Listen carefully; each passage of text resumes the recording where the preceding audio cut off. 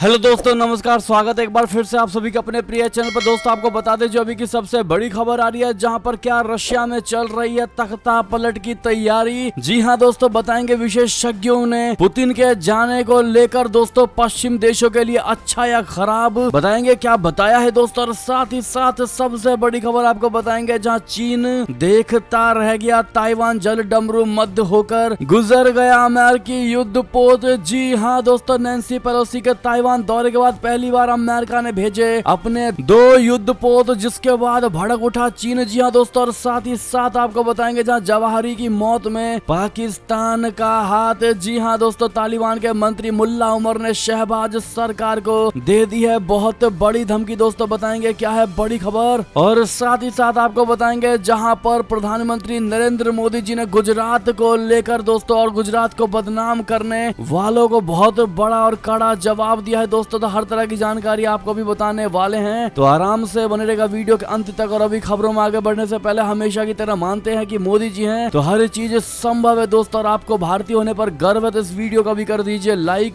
Channel को कर दीजिए सब्सक्राइब, बेल आइकन दबाइए, साथ ही कमेंट बॉक्स में लिख दीजिएगा जय हिंद। जी हाँ दोस्तों, तो चलते हैं पहली और सबसे बड़ी खबर की तरफ, जहाँ पर क्या रूस में चल रही है बड़े ही तख्ता पलट की तैयारी। पुतिन का जाना पश्चिम के लिए अच्छा नहीं मान रहे हैं विशेषज्ञ। जी हाँ दोस्तों, रशिया और यूक्रेन के युद्ध को 6 महीने से ऊपर हो गए हैं। रशिया राष्ट्रपति पुतिन ने जैसा सोचा था युद्ध का अंजाम वैसा नहीं हुआ, और इस बात की चर्चा तेज है कि व्लादिमीर पुतिन को युद्ध में खराब प्रदर्शन और उनके खराब स्वास्थ्य के कारण हटाया जा सकता है दोस्तों। हालांकि विशेषज्ञ मानते हैं कि पुतिन की जगह कोई भी आएगा वो पश्चिमी देशों के लिए अच्छा नहीं होगा। जो भी पुतिन की जगह लेगा वो उनसे भी ज्यादा सख्त रवैया अपनाएगा। जी हाँ दोस्तों, CIA मॉस्को स्टेशन के पूर्व बॉस डेनियल हॉफमैन ने दावा किया है कि पुतिन को सत्ता से हटाने की साजिश हो रही है। उन्होंने कहा कि अगर रशिया में तख्ता पलट होता है तो ये शांति से नहीं होगा, क्योंकि कोई भी पुतिन से नहीं पूछेगा कि क्या आप सत्ता छोड़ना चाहते हैं। उन्होंने कहा कि पुतिन को जो भी सत्ता से हटाएगा वो पुतिन को मार कर ही राष्ट्रपति बनेगा। एक्सपर्ट्स मानते हैं कि रशिया में पुतिन की जगह 3 नाम है जो राष्ट्रपति बन सकते हैं। पहले नंबर पर पुतिन के शीर्ष आर्थिक सलाहकार सर्गेई ग्लेज़येव, दूसरे नंबर पर रूसी सुरक्षा परिषद के सचिव निकोलाई पेत्रुशेव, और तीसरे नंबर पर रूस की काउंटर जासूसी एजेंसी के प्रमुख अलेक्जेंडर बोर्तनिकोव हैं। जी हाँ दोस्तों, ऐसे में जिस प्रकार से दोस्तों पुतिन को सत्ता से हटाने की कोशिश की जा रही है, क्या लगता है आपको, क्या ये मंसूबे इनके कामयाब हो पाएंगे दोस्तों? और इसमें किसका सबसे बड़ा हाथ आपको लगता है, बताइएगा जरूर। और वीडियो शेयर करना मत भूलेगा व्हाट्सएप फेसबुक पर। चलते हैं एक और खबर की तरफ, जहाँ चीन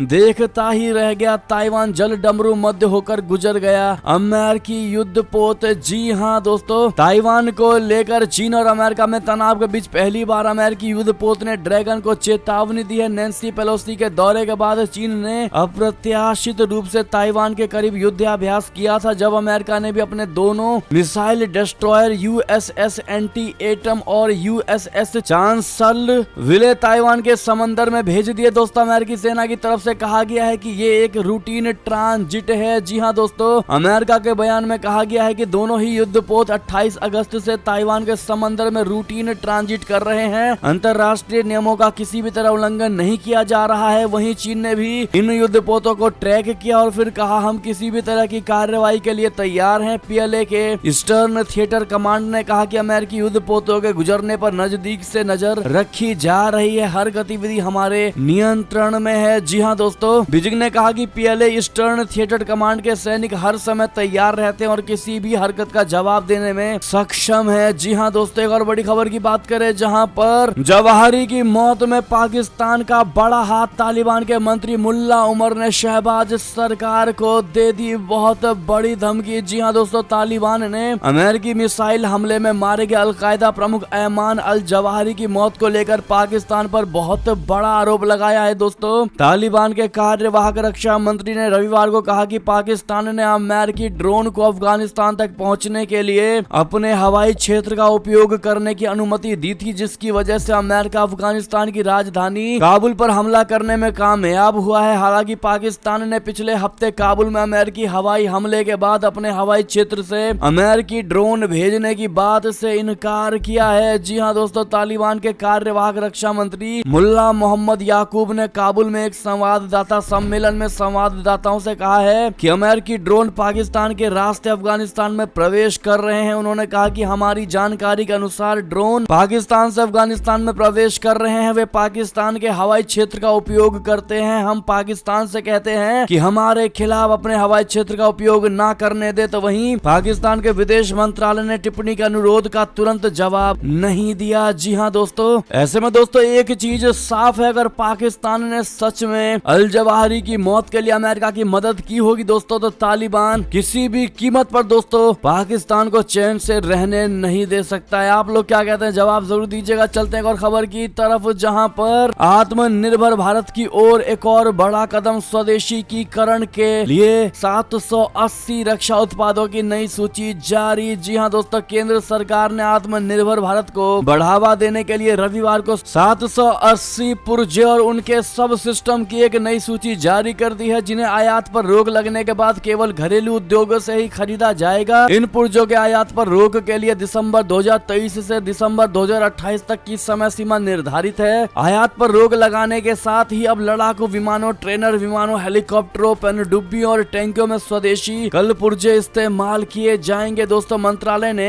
एक बयान में कहा है कि रक्षा मंत्री राजनाथ सिंह ने रक्षा सार्वजनिक क्षेत्र के उपक्रमों की ओर से आयात में कटौती करने और रक्षा विनिर्माण क्षेत्र में आत्मनिर्भरता हासिल करने के लिए नई सूची को मंजूरी दी, और ये तीसरी ऐसी सूची है जिसमें विभिन्न सैन्य विभागों द्वारा इस्तेमाल किए जाने वाले पुर्जे, उपकरण और हथियार शामिल है। दोस्तों ऐसे में आप सभी से रिक्वेस्ट है, हमारा भारत आत्मनिर्भर भारत अवश्य बनेगा। कमेंट में लिखकर जरूर बताइएगा दोस्तों, भारी मात्रा में कमेंट कीजिएगा। और चलते हैं और खबर की तरफ, जहां यूक्रेन का रशिया ठिकाने पर बहुत बड़े हमले का दावा। जी हां दोस्तों, जिसमें 200 सैनिकों की मौत का बहुत बड़ा दावा किया जा रहा है। बता दें अभी की सबसे बड़ी और ब्रेकिंग खबर, यूक्रेन के लुहांस्क क्षेत्र के गवर्नर सेर्ही हैदाई ने एक टेलीग्राम पोस्ट में दावा किया है कि हमारे सैनिकों ने रूसी कब्जे वाले कादिवका शहर में एक होटल में स्थापित ठिकाने पर हमला किया है। उन्होंने यूक्रेन के पूर्वी क्षेत्र यानी जहां रूस का कब्जा है दोस्तों, उसमें एक बेस को तबाह करके 200 रूसी हवाई पैरा ट्रूपर्स को मार दिया है। हैदाई का ये दावा ऐसे वक्त में आया है दोस्तों जब यूक्रेन के पूर्वी क्षेत्रों में रूस की प्रगति कथित रूप से ठप हो गई है। दोस्तों आपको बता दें कि यूक्रेनी सेना 2014 के बाद से ही लुहांस्क और पास स्थित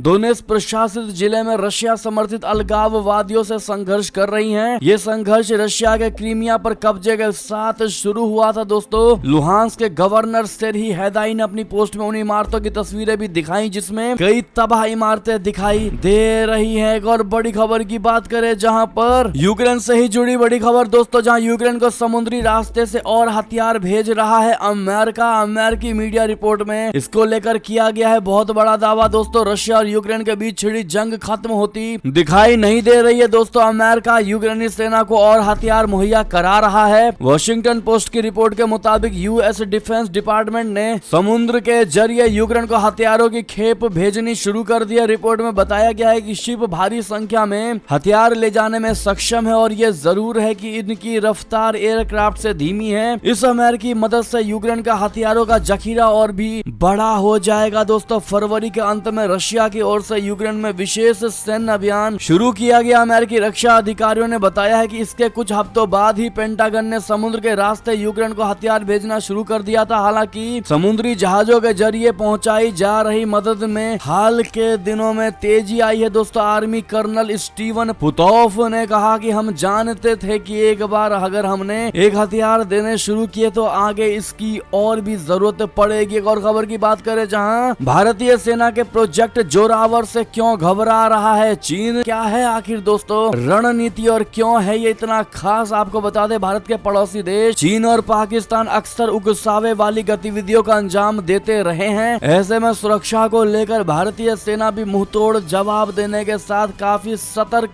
रहती है। दोस्तों समंदर से लेकर अधिक ऊंचाई वाले इलाकों में सुरक्षा को और मजबूत बनाने की दिशा में भारत लगातार काम कर रहा है। आधुनिक मिसाइलों से लेकर टैंक, ड्रोन, हेलीकॉप्टर और पोत तैनात किए जा रहे हैं। जी हां दोस्तों, पूर्वी लद्दाख में बढ़े हुए चीनी खतरों के बीच भारत ने प्रोजेक्ट जोरावर को शुरू किया है। प्रोजेक्ट जोरावर के तहत पूर्वी लद्दाख में खतरों वाले इलाके में तैनात करने के लिए हल्के टैंकों का निर्माण किया जाएगा। दोस्तों मेक इन इंडिया अभियान के तहत इन टैंकों का निर्माण पूरी तरह से स्वदेश में ही किए जाने की योजना है। जी हां दोस्तों प्रोजेक्ट जोरावर के तहत स्वदेशी लाइट वेट टैंक खरीदने की तैयारी है। पूर्वी लद्दाख में खतरों वाले इलाके में हल्के टैंकों को तैनात करने की योजना है दोस्तों। ऐसे में सबसे बड़ा सवाल यही उठता है कि प्रोजेक्ट जोरावर से घबरा क्यों रहा है आखिरकार चीन। तो आपको बता दें, चीनी सेना को मुंहतोड़ जवाब देने के लिए प्रोजेक्ट जोरावर को शुरू किया गया है। भारतीय सेना बेहद ही आधुनिक टेक्नोलॉजी से लैस जोरावर खरीदने जा रही है, जो कई हजार किलोमीटर की ऊंचाई पर दुर्गम पहाड़ी इलाकों में दुश्मनों के छक्के छुड़ाने में सक्षम होंगे। ये लाइट टैंक हर मौसम और हर जगह पर बेहतर काम करेंगे और यही सबसे बड़ी वजह है दोस्तों कि चीन जोरावर रणनीति और जोरावर के प्रोजेक्ट से घबराती और बिलखती नजर आ रही है। ऐसे में दोस्तों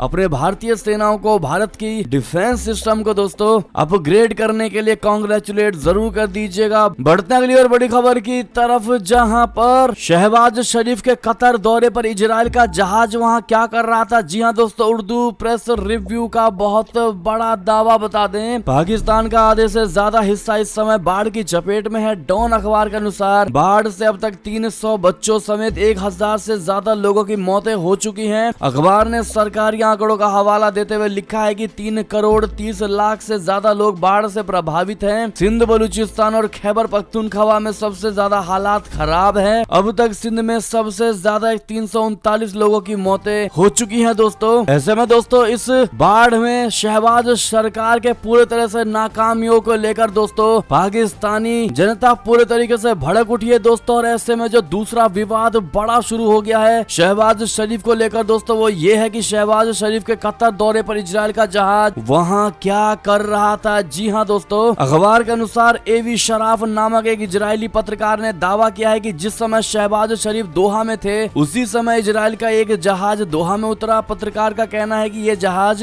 आमतौर पर इजरायली खुफिया एजेंसी मोसाद के वरिष्ठ अधिकारी इस्तेमाल करते हैं। इजरायली पत्रकार के अनुसार इजराइल का ये जहाज दोहा में करीब 9 घंटे तक रहा। जी हां, हालांकि एवी शरीफ ने कहा है कि हो सकता है कि ये महज एक इत्तेफाक हो। एवी शराफ ने इससे साल पहले 2018 में दावा किया था कि इजराइल का एक विमान इस्लामाबाद आया था और फिर कुछ ही देर बाद वापस चला गया था। अगली और बड़ी खबर की बात करें दोस्तों, जहां पर ग्रीस ने हमारे F-16 लड़ाकू विमानों पर मिसाइलें तानी। जी हां, भूमध्य सागर पर कब्जे की जंग में बौखलाया तुर्की। जी हां दोस्तों, तुर्की और ग्रीस के बीच भूमध्य सागर पर कब्जे की जंग तेज हो गई है। इसी बीच तुर्की ने आरोप लगाया है कि ग्रीस ने अंतर्राष्ट्रीय हवाई क्षेत्र में उड़ रहे उसके F-16 लड़ाकू विमानों पर मिसाइलें तानी है। इस घटना के बाद तुर्की के लड़ाकू विमान उस इलाके से भाग खड़े हुए। दरअसल तुर्की जिस इलाके को अंतर्राष्ट्रीय हवाई क्षेत्र बता रहा है दोस्तों, उस पर ग्रीस ने अपना दावा किया हुआ है दोस्तों, अपना दावा करता है वो। ऐसे में तुर्की के लड़ाकू विमानों को देखकर ग्रीस ने अपने एयर डिफेंस सिस्टम को एक्टिवेट कर दिया था।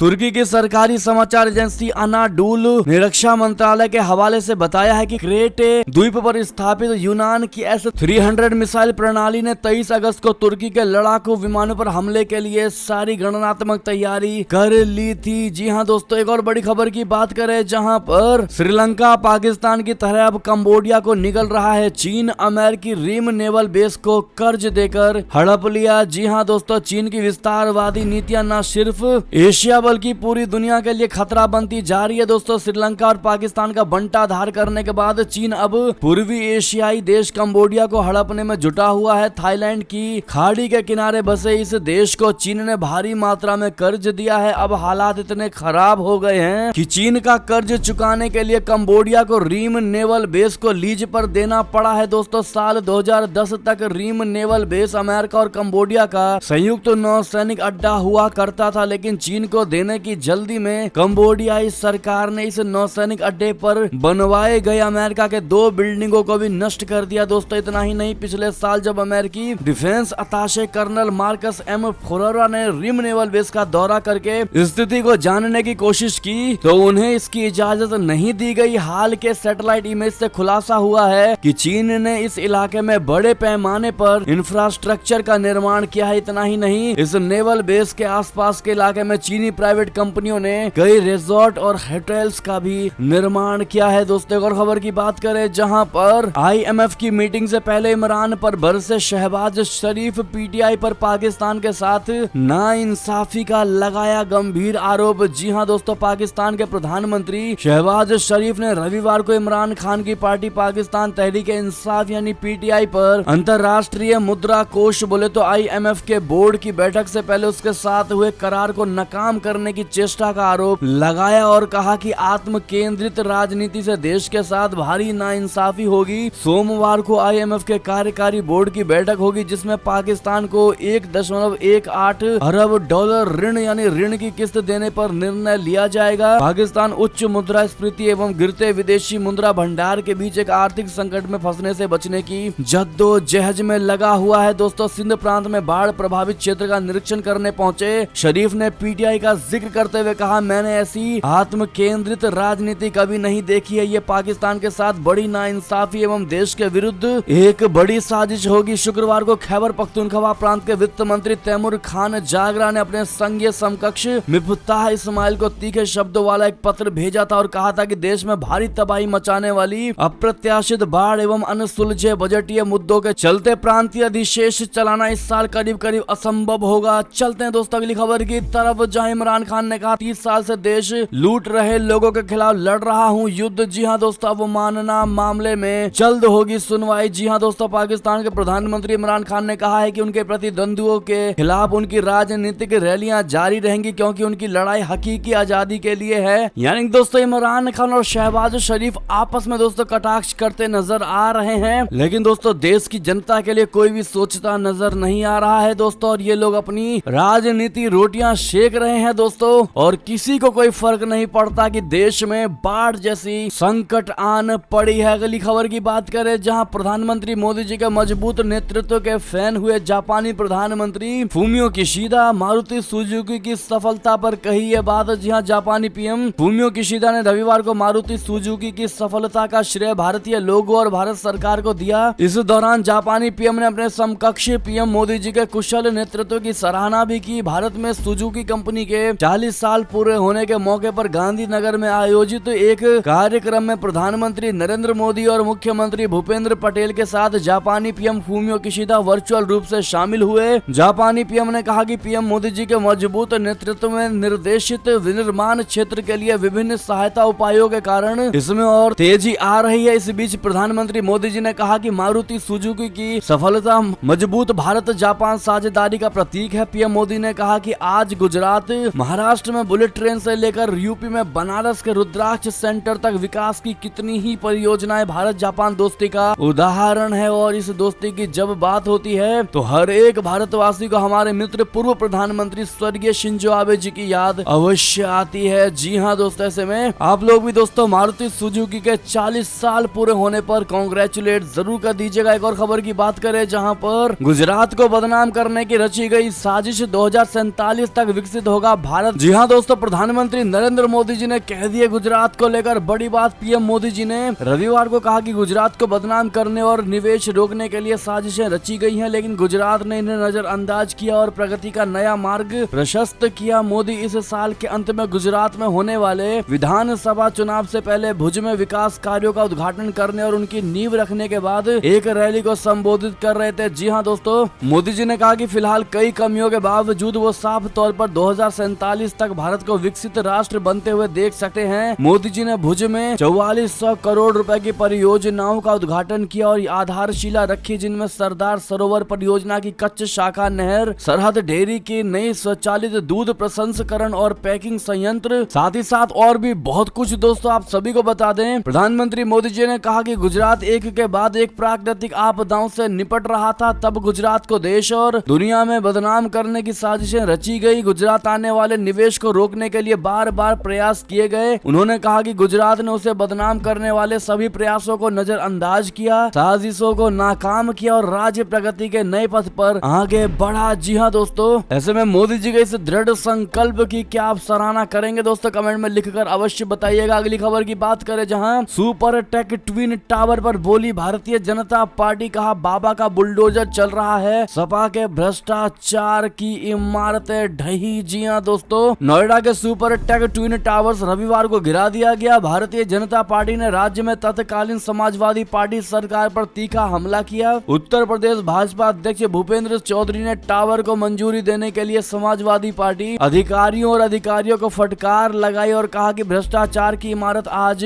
ढह गई। जी हाँ दोस्तों, उन्होंने आरोप लगाया कि अखिलेश यादव और उस समय के हर एक अधिकारी को इस तरह के अवैध निर्माण पर जवाब देना चाहिए और मुझे यकीन है कि ये सभी अवैध निर्माण तत्कालीन सरकार के संरक्षण में हुआ है। चौधरी ने कहा, जिस तरह से लोग अवैध रूप से संपत्ति और कमाई का ऐसा अवैध निर्माण करते हैं, उनके लिए एक संदेश है कि सरकार सभी के खिलाफ कानूनी कार्रवाई करेगी। विध्वंस की कार्रवाई एक अच्छा संदेश है और हमें इससे सबक लेना चाहिए। जी हाँ दोस्तों, उन्होंने कहा कि सीएम योगी जी के नेतृत्व में राज्य सरकार ऐसे सभी अवैध अतिक्रमण स्थलों पर कार्रवाई कर रही है। भूपेंद्र चौधरी ने कहा कि भाजपा और हमारे देश के प्रधानमंत्री का संकल्प है कि किसी भी अवैध काम की रक्षा नहीं की जानी चाहिए। ऐसे में दोस्तों प्रधानमंत्री नरेंद्र मोदी जी के नेतृत्व में दोस्तों उत्तर प्रदेश के विकास को लेकर योगी जी के इस फैसले का क्या आप समर्थन करेंगे दोस्तों, लिखकर अवश्य बताइएगा। और सुपर टेक ट्विन टावर को जिस प्रकार से गिराया गया है दोस्तों, ऐसे में भारतीय जनता पार्टी के नेताओं का कहना क्या सही है, बताइएगा जरूर। अगली खबर की बात करें, जहां पर रामदास अठावले ने फिर एक